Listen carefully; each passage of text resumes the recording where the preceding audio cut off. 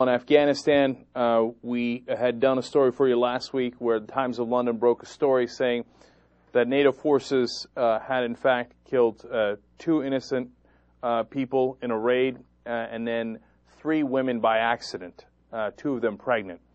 And at the time when the story was first reported, NATO forces and allied forces said, "Oh, no way, nope, the reporter is lying. It's outrageous." Then they banned him from covering some stories.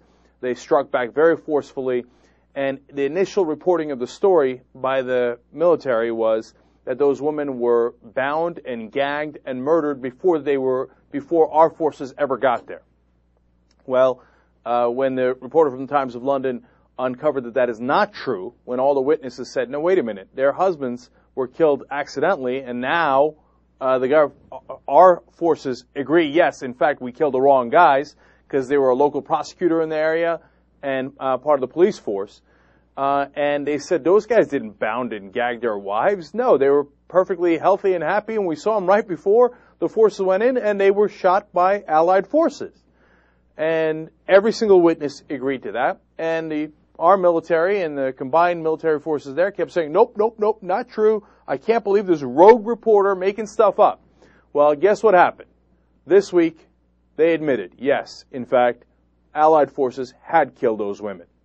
Now, here's where it gets particularly sick.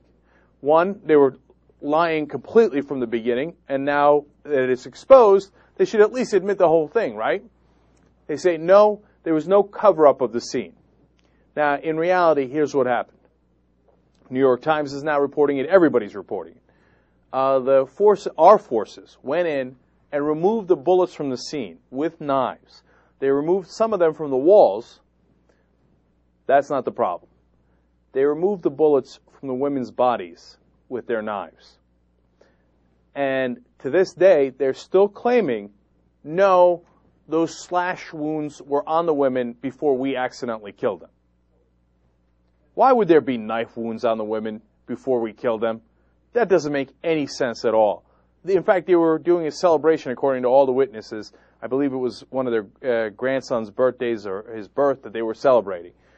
And you have the same knife incisions in the wall as you do in the women, and none of the bullets were found. They're dead, but there are no bullets in their bodies. I mean, it is so unbelievable. Why do they continue to lie? It's so obvious that there was a cover-up. And you've admitted everything else. What's the point in dragging out that lie a little further? Look, this is how we lose credibility. And what I think almost equally interesting is, before this brave reporter uncovered the story, and we told you about it last week, what did our forces do? They put out a press release, as I told you, about how the women were bound and gagged and killed by insurgents. The other side killed them. And, okay, all right, they're doing a cover-up, and that's terrible. What bothers me more is that was run in the New York Times, the Washington Post, etc., without question. They just took exact quotes from the military spokespeople, put them in the newspaper as if that's exactly what happened.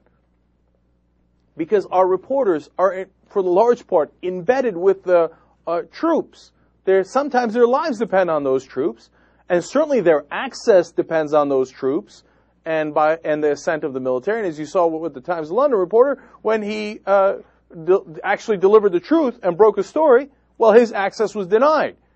Okay? And they wanted to get rid of him. And they tried to blame him. And they tried to kill his career by saying he was lying. So what do all the rest of the press do? 99% of the time, they play ball. And so whatever the military tells them, they put it out there, they just type it up and put it in the paper. And that's what's wrong with our war coverage in Afghanistan and Iraq. And for the love of God, will the Allied forces just admit that obviously there was a cover-up? See, the longer you drag it out, the less the people there believe us. Understandably so. They know on the ground we lied about it.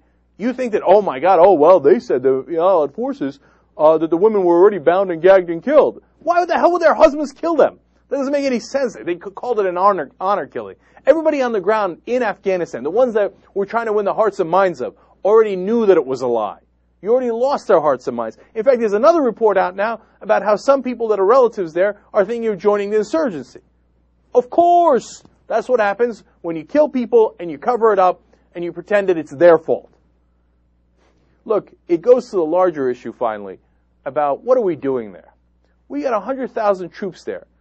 And do they know who the bad guys are, who the good guys are? You know why they killed the two guys in the first place? Because they had guns. You know why they had guns? Because they were the local cops.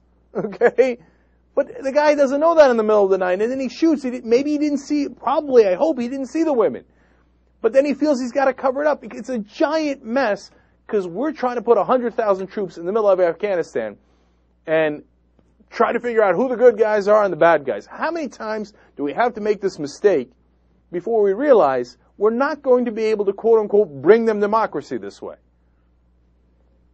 Instead, we brought a lot of anger and a little bit of shame to ourselves.